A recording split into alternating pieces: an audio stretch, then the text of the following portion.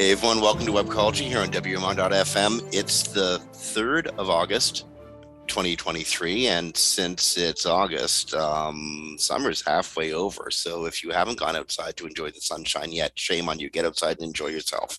Techies never get enough sun. So get out there, have some fun this summer, get away from your desk. It's been a really busy week. It's an exciting show today. We have a special guest on today.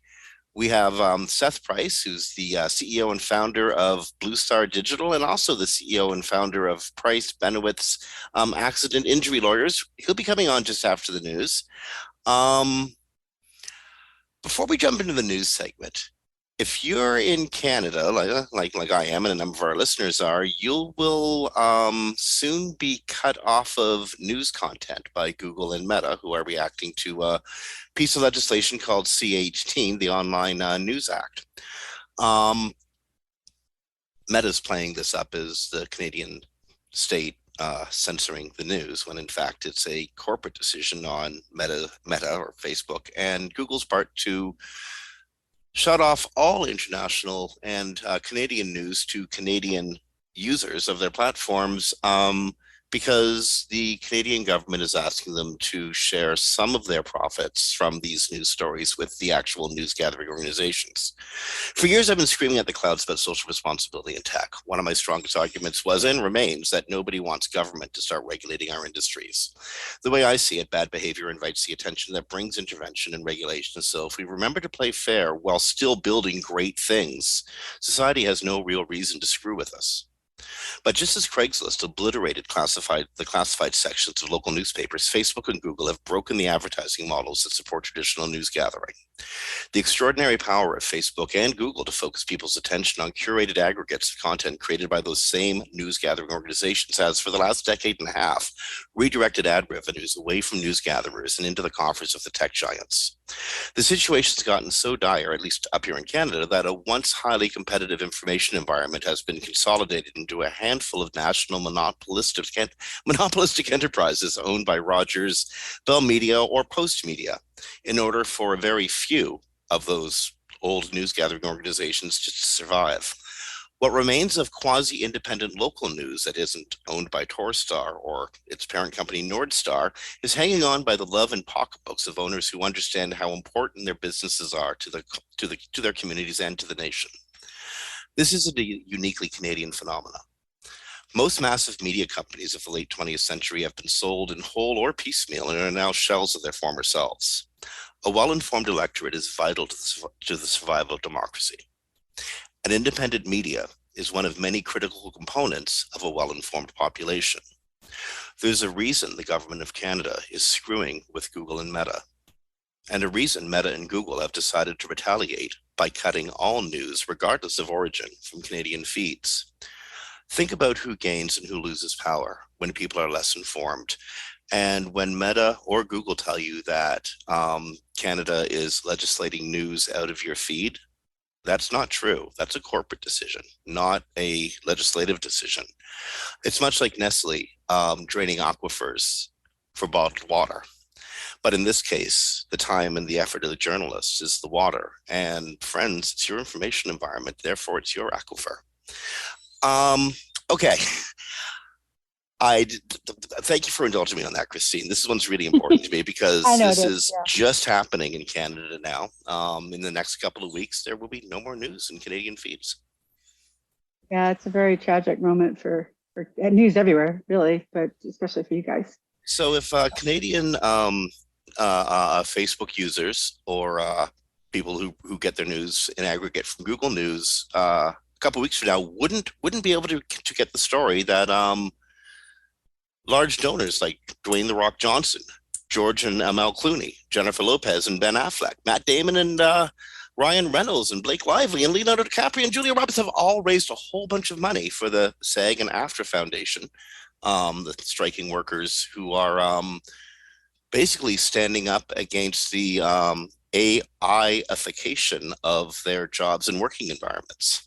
Yes, that and residuals, but yes, both of those things. And they all donated $1 million apiece. So see, Canadian readers, if they wouldn't know that a couple of weeks from now because of this, Facebook And and these, Meta cutting them yeah. off. Well, But oh, go ahead. no, Sorry. but as we've been saying for weeks, how it goes with ACTRA and the Writers Union is how AI is going to be used in other areas of creative or intelligent fields employment. In fact, that's a couple questions I'd like to ask Seth. Moving into the future of the show about the use of AI. I'm sure he's got fascinating ideas on that. So anyway, what do you got on the actor strike? Well, they have several organizations that people can donate to if they want to help the actors. And I don't know all the names of them right now because I don't think I have that one open. But they could go and look online, and they can look at the SAG-AFTRA website or the Writers Guild website, and they'll tell you where you can donate to help them. Or you can do something super fun, and you can go on to Cameo. And if you've never heard of Cameo, it's where you pay actors, famous people, famous influencers, things like that, to leave a video. It's like my friend loves Randy Rainbow. And for 2 years ago, during the pandemic, for his birthday, we got together and we got Randy Rainbow to give him a birthday video, and he just loved it. So the actors that are on there, they only make about $70 to $200 per cameo, but it can help them, especially the ones that aren't, big name actors with lots of, residual money still coming in or lots of bankroll, to help them, put food on their table for the week. It is approved by SAG and AFTRA. So it is not excluded. You can be on strike and do cameos. That is okay. So just for some of the wags out in the audience who I know are thinking this right now, do not take the file and throw it through AI. Just don't do that. Do what now? I understand that Adobe is introducing an AI with a feature that allows you to upload files that it can learn off of. Oh, great. That's awesome. So don't use that to upload your cameo of a star, because that's exactly what they're striking about. Okay, well, I want to go really. I want to get to Seth really quickly, because this is like having an expert sitting in the room. But a couple of quick Google things. If you were plagued by Google ad outages this morning, A, you're not crazy. That was actually really happening. You couldn't get into your account, and B, it should be resolved now. Advertisers were getting faced with notices. They wanted to go in and check their ad spend, and they were getting notices saying Google can't complete your request right now. Please reload this page and try again. So you had people just banging on it, reloading like all morning, and nothing happened. Over and over. Yeah, it should be resolved. That's good to hear, because that would be a very bad morning for anyone working with ads on Google. I really hope some of my clients are listening for this one. Apparently, schema usage is up 4 times among the top ranking e-commerce sites. There's an article over at Search Engine Land that is so dear to my heart because I love schema. It is the future of rapidly distributing information off your website, especially headless websites. And according to BrightEdge, the SEO enterprise platform, compared to last year, schema adoption is up 4 times. That's awesome to hear, though the title is a little misleading. It makes it sound like schema makes you rank better. It's not that it does that. It helps Google better interpret your website because you tell it what the portion of that website is. So if it's a recipe, it's like, here's the ingredients. Google doesn't have to figure that out. Here's the time, here's the temperature. So when someone's searching for something, you are more likely to show up because Google can more readily interpret your website and match it to user intent, as opposed to guessing what things mean. Well, and not just that, it can also help give you enhanced search listings. So yes, definitely featured snippets and rich snippets. Which likely improves your click-through rate over your competitors' click-through rate, because they're not smart enough to use schema like you are. Yes, it does increase traffic. It just doesn't. It's not a ranking signal. That's just a delineation I wanted to make there. No, but it is a absolute fire hose of product information. Especially again, this is especially with e-com sites and headless e-com sites. Any way you can get data to Google is really important with a headless site. Yeah, don't make Google guess. If you're telling them exactly what it is, this is an article, this is the author, this is the recipe, this is the ingredients. So much easier for Google to scoop up what's on your page.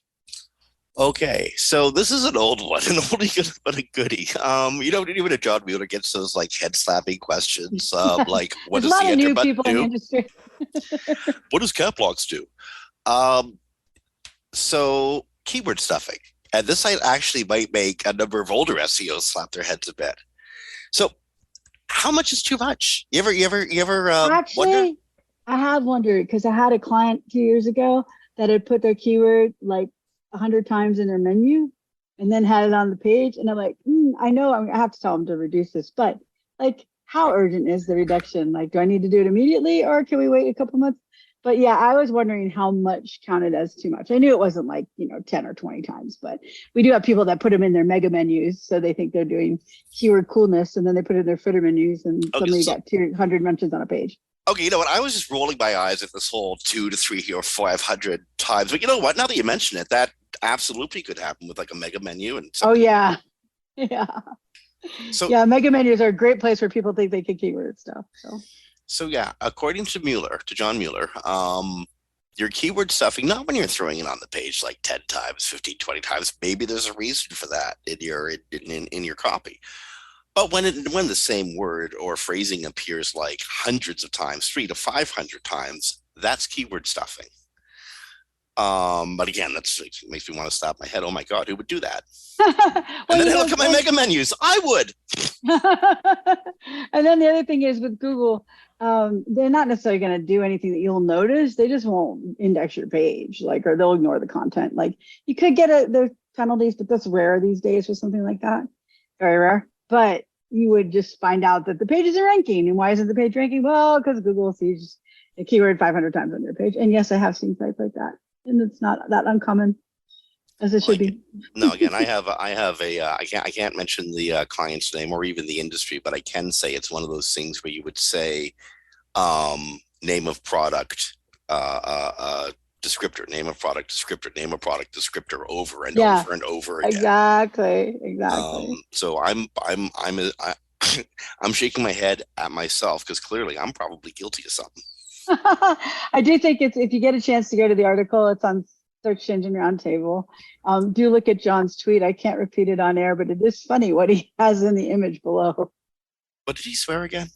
Yeah. Oh my God, these questions are moving him to madness. I tell you. Yeah, it was a word that starts with F. Everything we're doing, 20 mentions.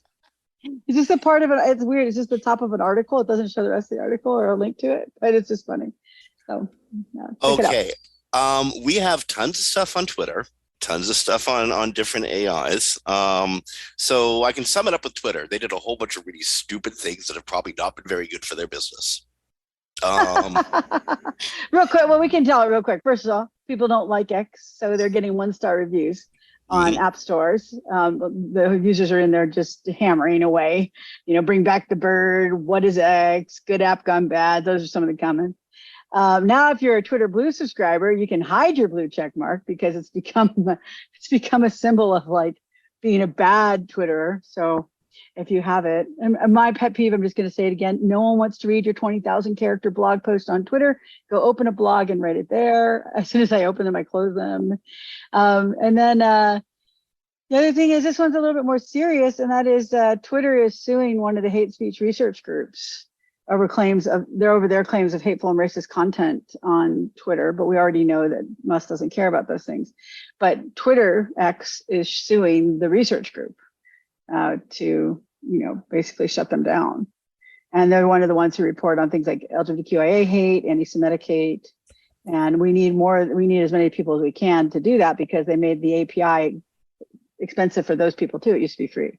So it's very hard to study Twitter now. So the groups that do this are very, very important.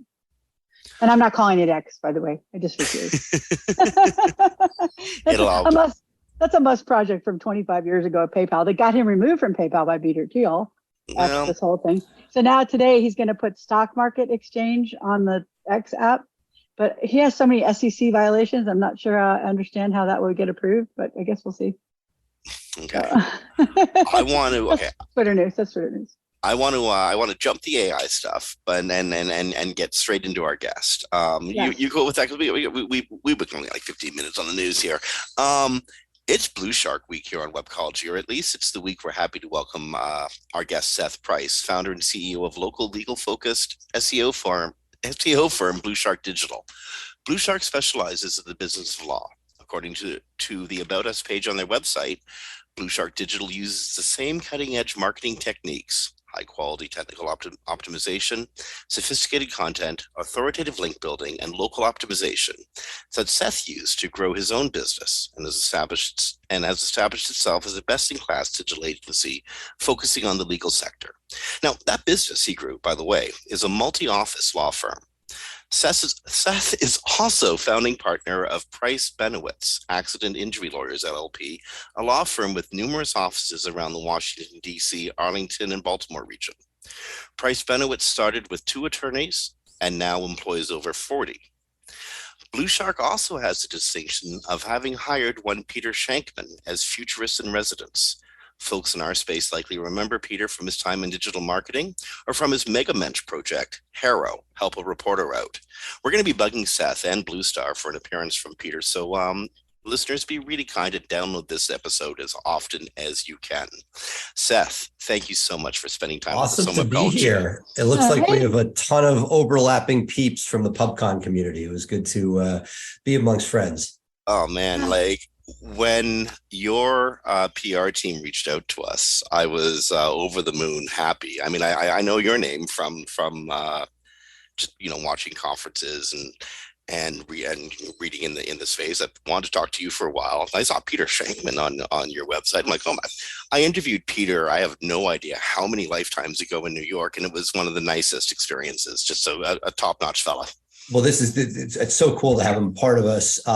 He was a buddy from the late 90s. We were both in New York during the dot-com bubble.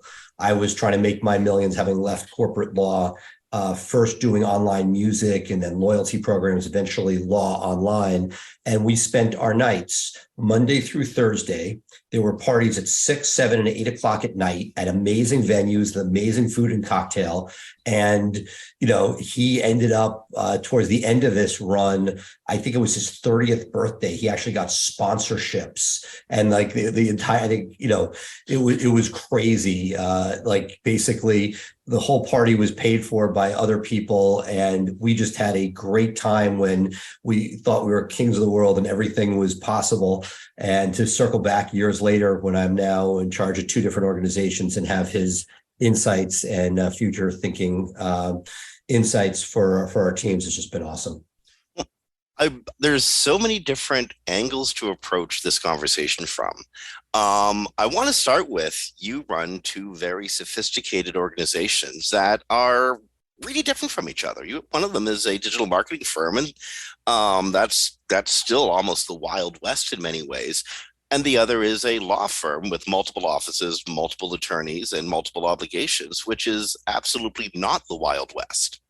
How different is that when wearing 2 hats? Well, it is. The 2 hats is definitely challenging, but I would almost argue that from a management point of view, while there's always things changing and everything you just read, and we're constantly pushing the envelope with schema and hopefully not pushing the envelope with keyword stuffing, but very cognizant of keyword density, et cetera, that to me is almost easier to manage and scale.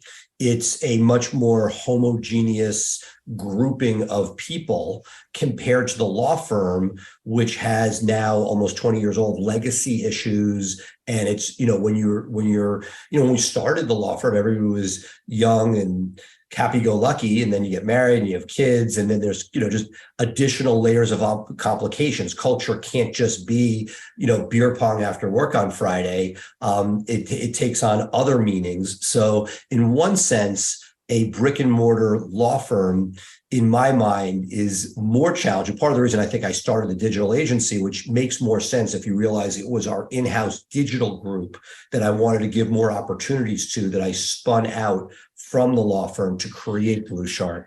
The idea is if we could do it for ourselves, we could do it for others. And that's exactly what we've done with about 250 clients nationwide doing their digital. So when did Benowitz start? That was what, 2002, 2003-ish? It was we're just approaching 20 years. It started off with my law partner Dave, who wanted to practice, and my goal was to never practice law. I love the business side, but he really wanted to, so we decided to divide and conquer. I'd work on the marketing, and ops, and he would work on the sausage making or the legal acumen component. And we built a website, hired another lawyer, built another website, and so on, to the point where we have 43 lawyers in 4 states now, doing a variety of different areas of law. But I think that one of the things that was sort of helpful in building the agency was that we got the mishigas that goes on in running a law firm. It's, every industry has its issues. Agencies have their issues, law firms have their issues, entertainment, but lawyers by definition are particularly cantankerous. And sort of being able to manage the needs and expectations has been something that I think we've had an advantage in that it's difficult enough to provide digital services. It's that much harder in our chosen niche, just because there is so much bravado and sort of people, particularly as you move up the food chain to the plaintiff space, the injury space, so many sort of cowboys out there that you have to try to wrangle. It's funny because, again, I think both Kristine and I grew up in what I'd call the Mad Men era of digital marketing, back in the very beginning when all those fun things were possible. So the law space seems pretty staid and tame by comparison. But I imagine this is people's lives and money we're talking about, so it can get kind of wild. There are different sides to it. So what there's the sort of consumer. So most of what we talk about is the B2C, business to consumer stuff that, God forbid, you or your co-host had a bad night, whether it be a DUI, an injury, a divorce, a will, whatever it is. Those are things that people need. And that's where digital marketing has been so, particularly SEO has been such a great intersection with what we do. There are some areas considered the sort of up the food chain that you might call the mass tort space, stuff you see on late night TV for different dangerous drugs. And that space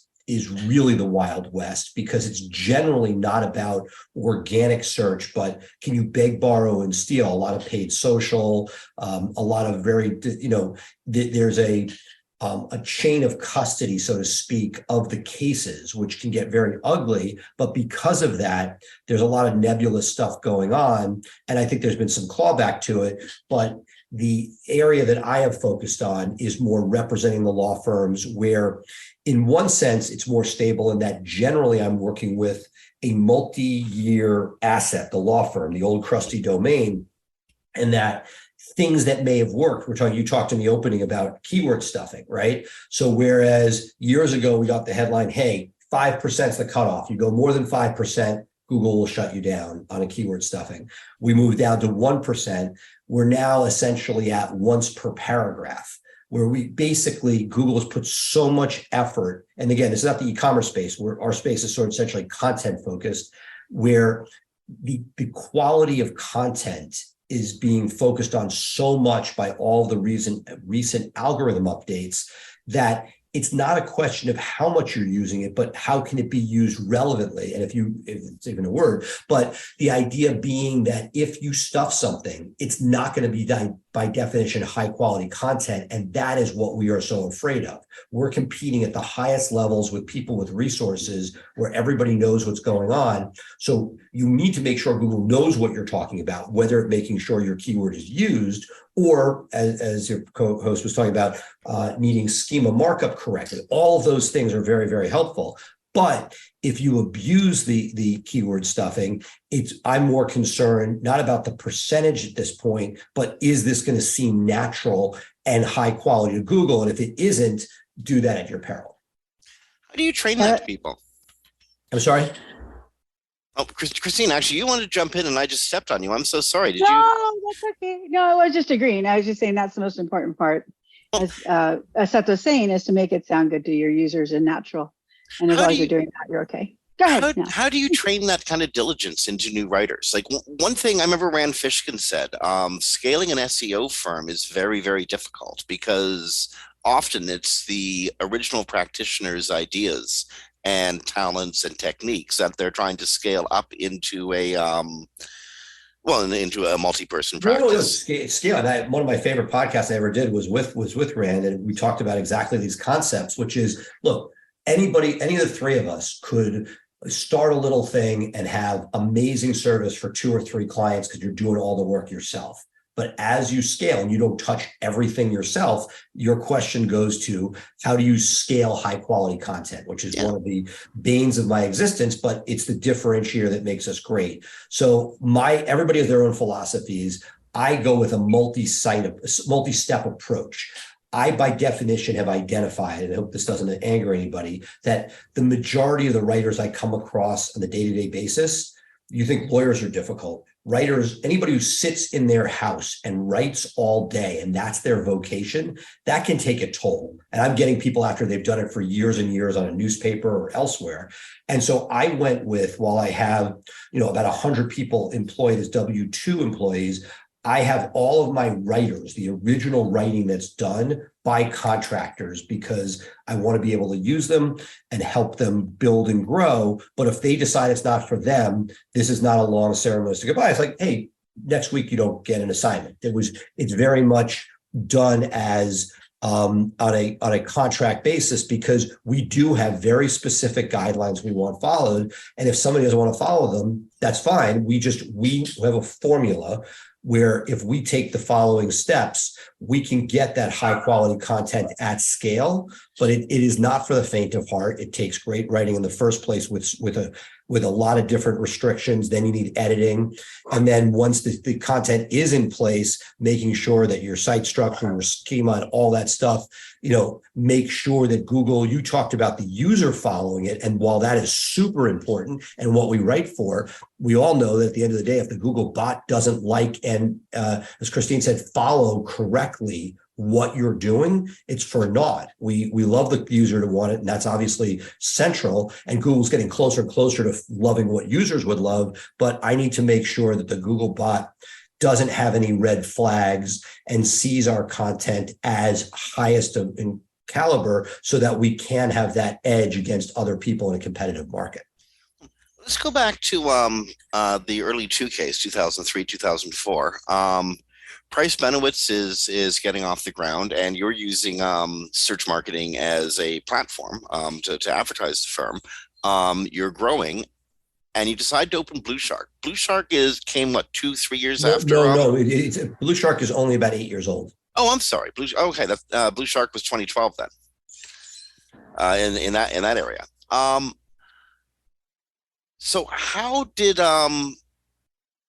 this is something that I think vexes a number of agencies that work with the same type of client in multiple locations. How do you make original content for law firms across America, many of whom are practicing in the same fields? Well, it's worse than that. It's that, there is a hypocrisy with law firm content origination, meaning that the law is the same throughout a state. And for federal laws, it's the same nationwide. So let's take a state, right? You're in New York State, and the law is the same in Albany, New York, Syracuse, Rochester. And yet, if I want a page of content to rank for each of those, I can't just take an amazing page about New York law and just change the name. That would be awesome. But we all know that that's not going to work. That's duplicate content. We'd be slapped. So we really need to find ways to make original content dealing with courts and jurisdictions. We need to be able to differentiate, even though it's not at all different. We need to use geography. We need to use local jury differences, court differences, insurance, whatever it is. All those things have to be put in place so that we can come up with something that, despite the law being the same statewide, that the content is unique for that specific jurisdiction. One of the things that I think is almost like a BluShark mantra is local is the future. Local is everything. Local is where you're getting your business from. Is that specific to the field that you work in, or would you say that for anyone who does B2C? Well, no, it depends. I mean, for us, it depends on the client. For many of our clients who are doing retail law, injury, people are looking, injury, criminal, all the things I talked about before. People are searching. They don't want somebody from out of state because the law is different. People are not barred there. And what has happened is Google has, over the last 3 years, really changed the way that it looks at search locally. The proximity update was a huge deal in our space. And when the proximity update hit, basically we went from a single law firm being able to own a geo, an entire metro, right? Let's say DC, for example, you could just have one office and own all the geography around you, to almost the equivalent of a pizza order where you would write pizza near me. And you want a pizza within 10 minutes so it's still hot. For a lawyer, you don't really care about that, especially because so many people sign up online. But Google was saying, no, people want local, and we're going to give them local. The good news was it was more egalitarian. So if you were not a market leader and somebody else was, it gave you a fighting chance. I'm on the west side and the behemoth is downtown. I can pick up search traffic near me on the west side. And what's happened in our strategy has been, if you want to own or be a dominant player or pick up more traffic in a jurisdiction, it's going to take a multi-office strategy at this point in order to make that work. Now, Google is sophisticated. You can't just go buying a bunch of Regus offices and putting your name all over the place there. Google knows where the shared offices are. You need to have legitimate offices. But when you do, the good news is you can then gain greater geography, more eyeballs than you could post proximity update. One office before might get you the entire metro. Now you need someone on the east side, west side of town, maybe downtown. And while that's great and a solution, the downside, besides needing these spaces or some sort of thing that passes the Google test, is that you now need reviews in each of these places. Whereas before you could have one juggernaut office and build those reviews year after year. You now need to diversify.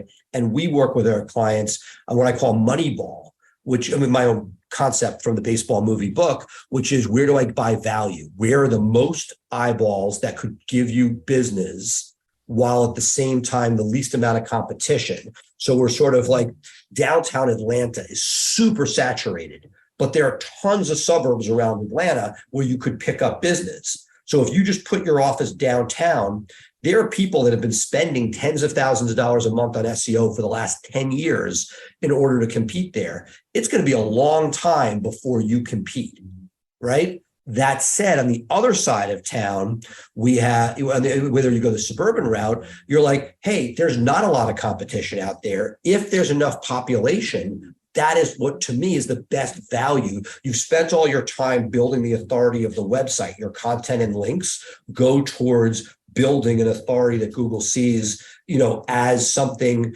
that they know is a legitimate answer. Add the local Google business profile to it, and that with reviews is going to pop, following all best practices. That's all. I think a lot of people find that fascinating because most people don't work in local and they don't know all those details. And I was always asking questions about, like, how do we get local results?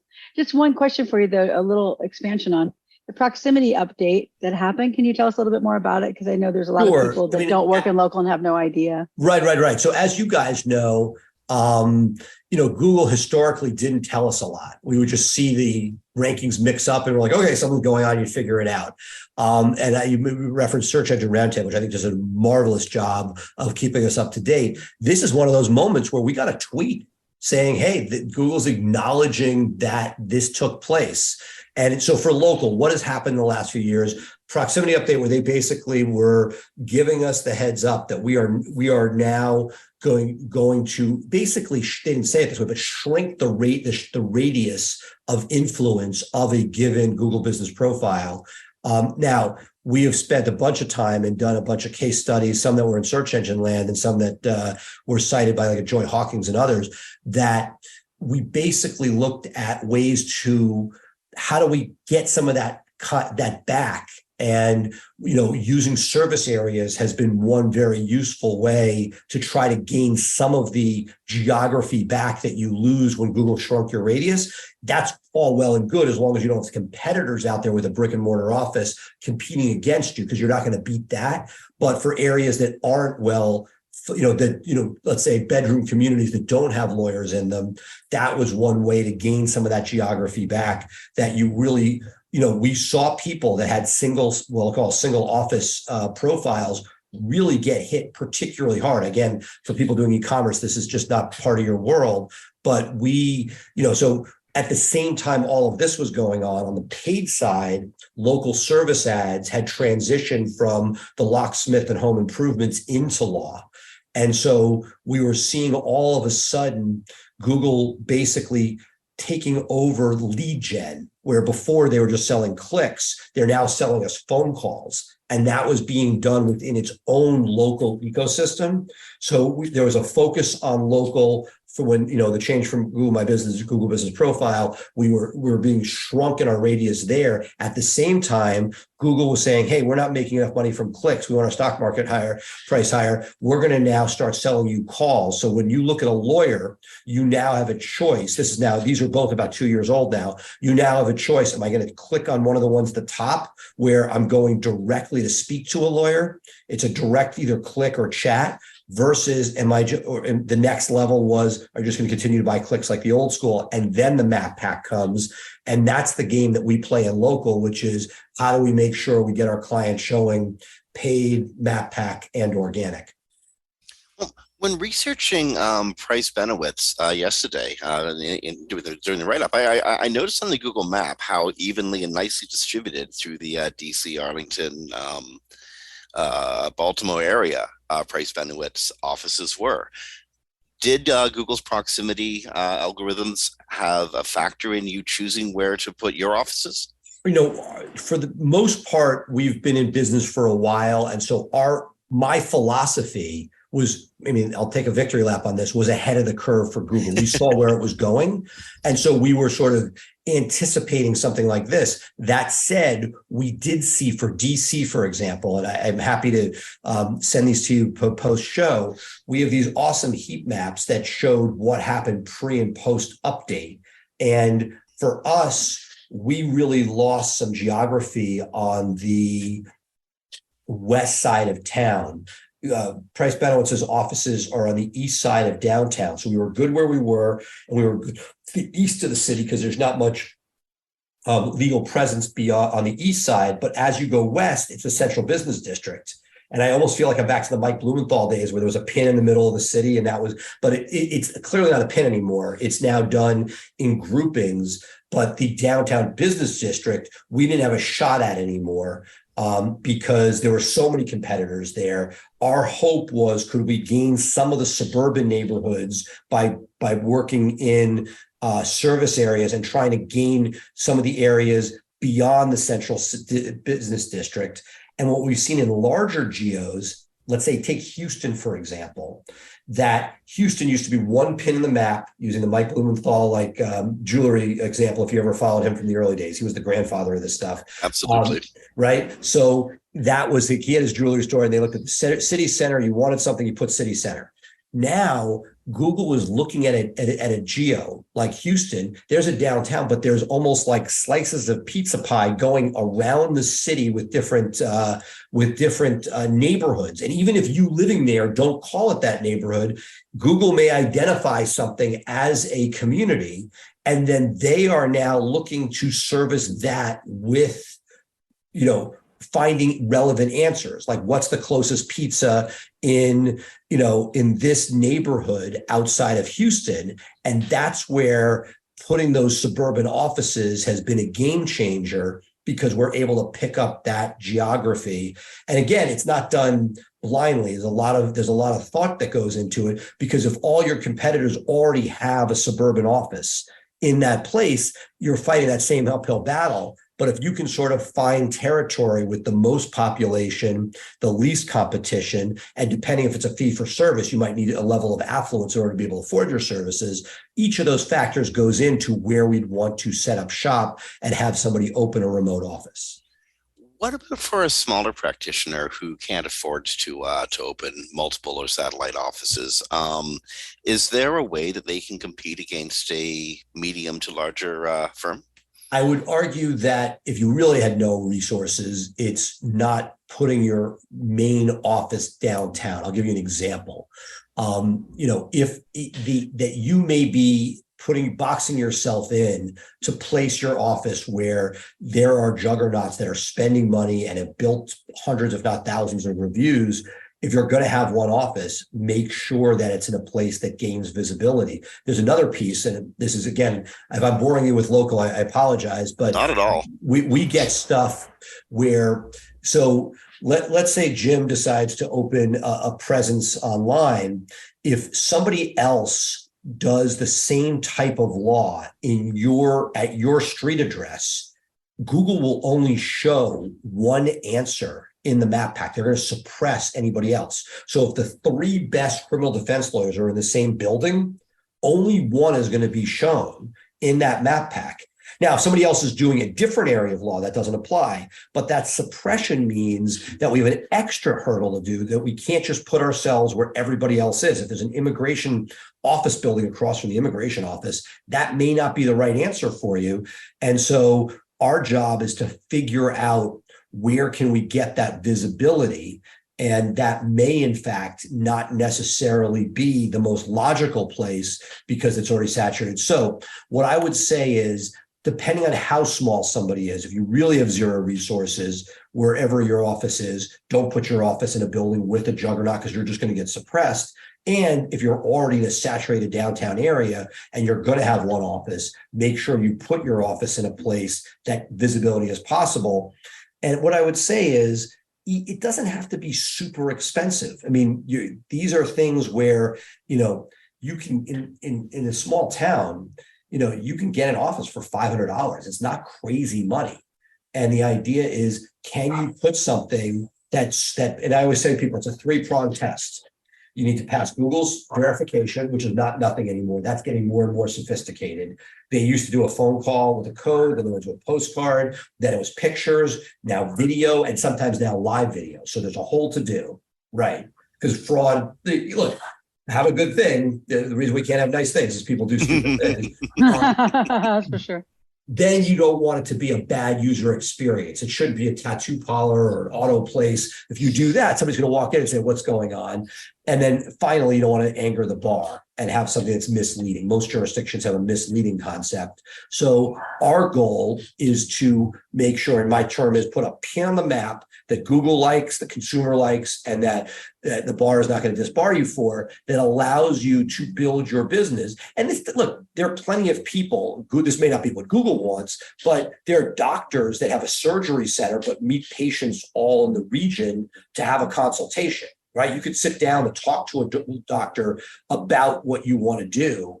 And that what we want people to do is basically comply with those areas, but to gain the visibility with the final component, which is so important, which is you could do all of this, but unless you get the reviews to fill that beast, you're not going to compete. We talked about Google signaling stuff. We finally got verification from Google. They don't tell us a lot. 10 reviews is a magic number. Until you hit 10 reviews, you're naked. They don't say it that way. But 10, the marginal benefit beyond 10, there's like a huge threshold. So basically, just like you read, Search Engine Roundtable and all the publications, see what is Mueller saying, we're doing the same in our own little micro world, trying to figure out where we can get an advantage for our clients. Well, I think that's all really fascinating. I know a lot of people know very little about local, and local has so many details like Google doesn't tell you, like 10 reviews, or like you just said, you can't be in the same building. I was curious though, when you say get a different office outside where the juggernaut is, how far away do you need to be to pick up that listing? I'm sorry, how far away from the what? From the juggernaut. You said like you don't, if you have the same juggernaut. Like the answer, it depends. It's all depends on where the competition is and where, there are certain generalizations, but if you're in Manhattan, for example, where there's tons of people, it's going to be much, much smaller. The advantage you can get by being outside of downtown is on one side of you, there may be nobody, whereas you're competing harder going downtown and there's plenty of population as you expose yourself to the far side of the city. Is this unique to lawyers and professionals, or is this for anybody who has a I mean, business the proximity update is really for anybody. Lawyers are generally the test ground. It's no different for a dentist or anybody else, but lawyers are very often ground zero for good and for bad, right? Lawyers have the resources to push the envelope, so we see much more. And frankly, in the legal space, search is so powerful. And let's take criminal defense for a minute. God forbid, Kristine, one of your friends got a DUI tonight. They don't really want to go telling their friends and if they have a general counsel. It's one of those things that being able to search directly is awesome. Let's say for a family lawyer, it's 50-50. Some people are going to tell their girlfriends, but there's a lot of decisions that go on before you tell anybody in your world that you really might be making a move in your marital status. And therefore, a high percentage, even if it's not everybody, we're going to look. And then there are areas that are weaker, like trust and estates, where many people go through their financial advisor or maybe a family law attorney, and they're going to get referred. But a certain number of people are like, you know what, I want to get somebody away from my inner circle. So it's a much smaller percentage, but much, much less competitive. So when I talk about areas of practice, let's just say we talk about the general ones like personal injury, DUI, landlord tenant, things like that, real estate. How much would you say their online presence brings in for business? Is it like on average, generally speaking? It's all over the place. There's all sorts of meaning, depends on how many lawyers you have, how much you're spending on marketing, where you are, all those things. But what I'll say is my personal feeling is that I always look at things like the plaintiff space, the personal injury space, sort of the top of that pyramid. They spend the most, they see the most. Criminal, family, that's sort of the next tier where there are tons of people searching, maybe immigration, and then trust and estates further down.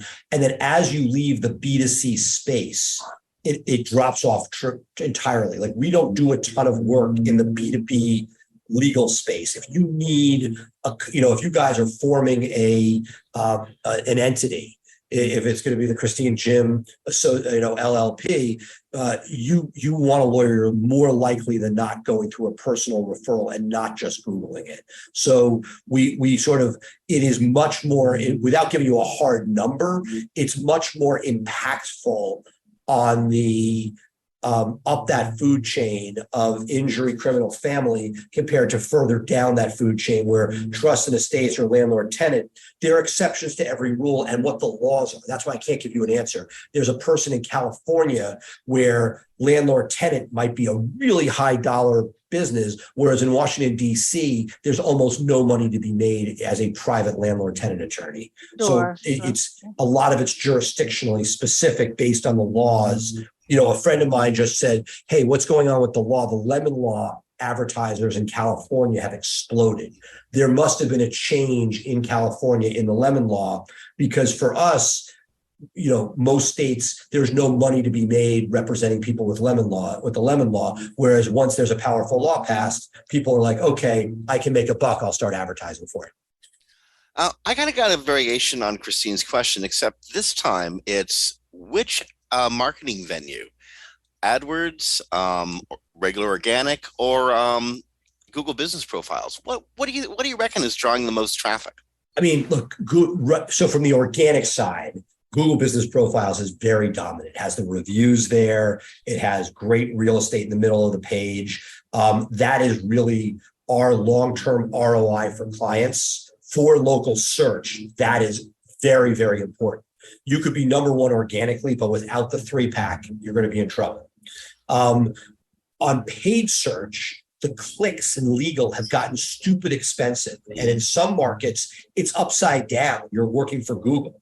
I don't love it. Again, it depends. It's an auction. So if you have competitors, it's higher. If you don't, that's why the LSAs have been so powerful, particularly in the plaintiff space. The personal injury space, the clicks got so expensive that there are places it's literally upside down, and you can't, the cost per case is so incredibly high using clicks.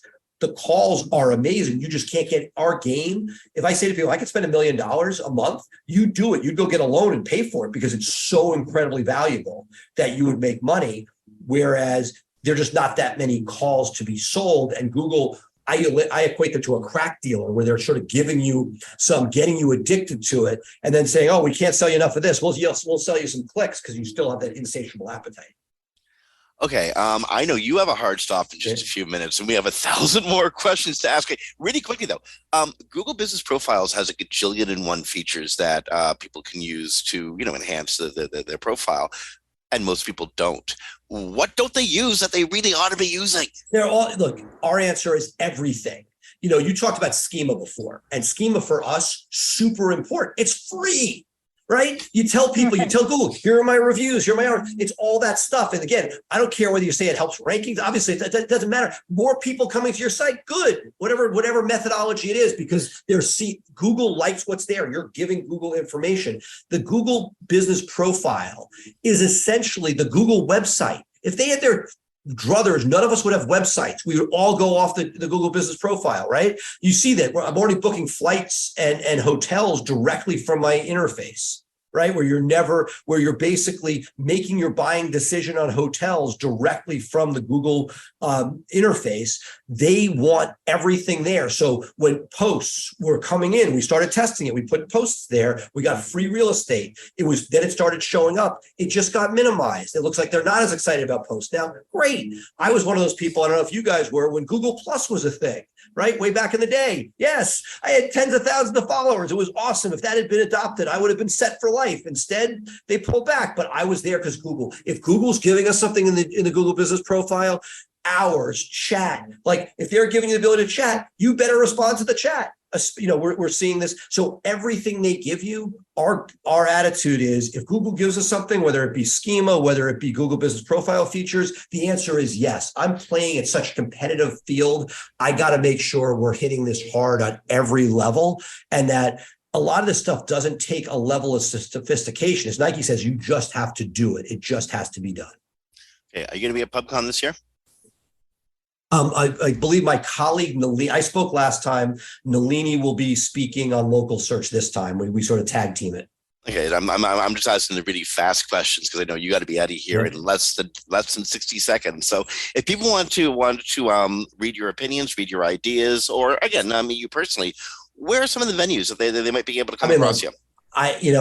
We have a lot of information on BluShark Digital. It's BluShark without an E, but I'm very accessible. I'm all over, I'm on Facebook. Feel free to chat me.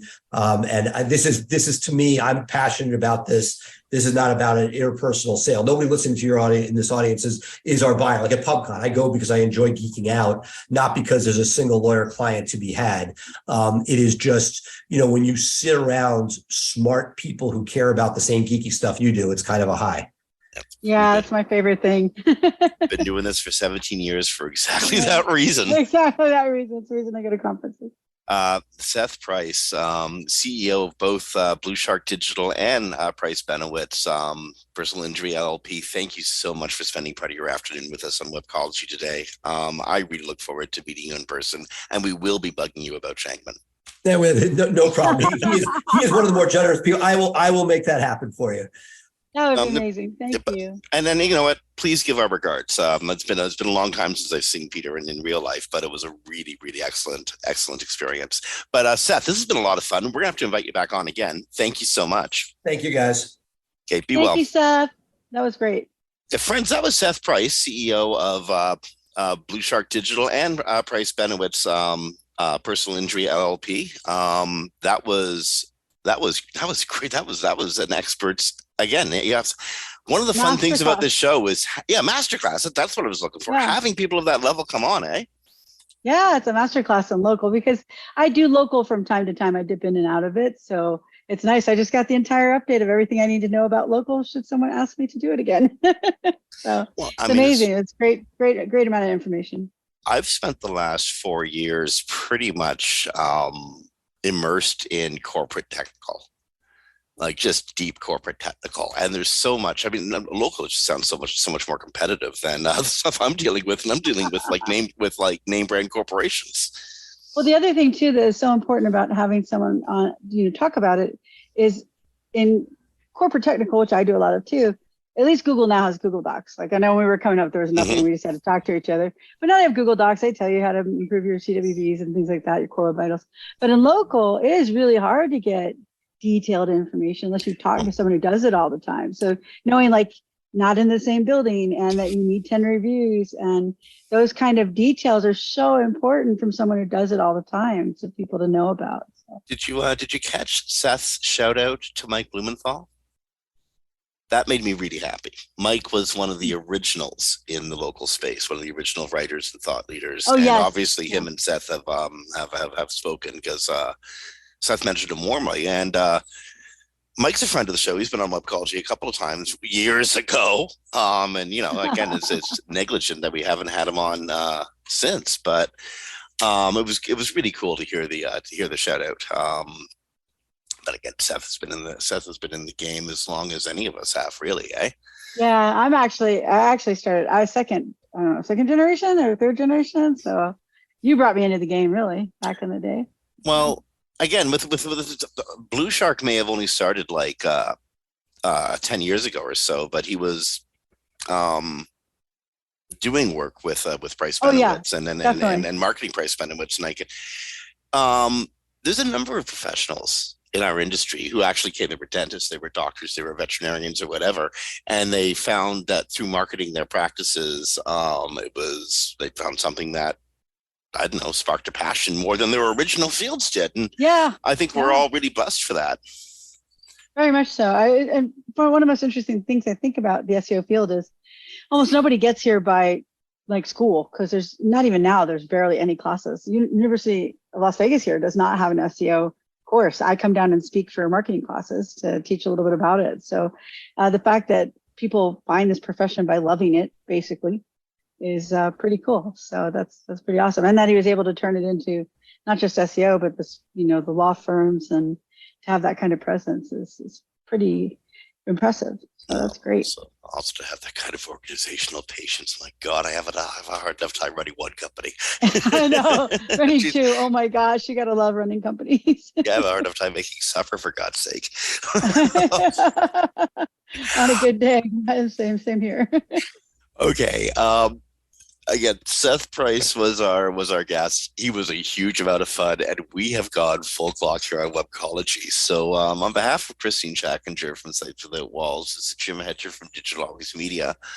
You know what? That interview is the reason why we do this show. That was so much fun. So friends, be well, rank well, be kind to each other. Don't get too wrapped up in all that weirdness over at X. It was probably silly to begin with. And we'll talk to you next week. Stay well. Bye, everyone.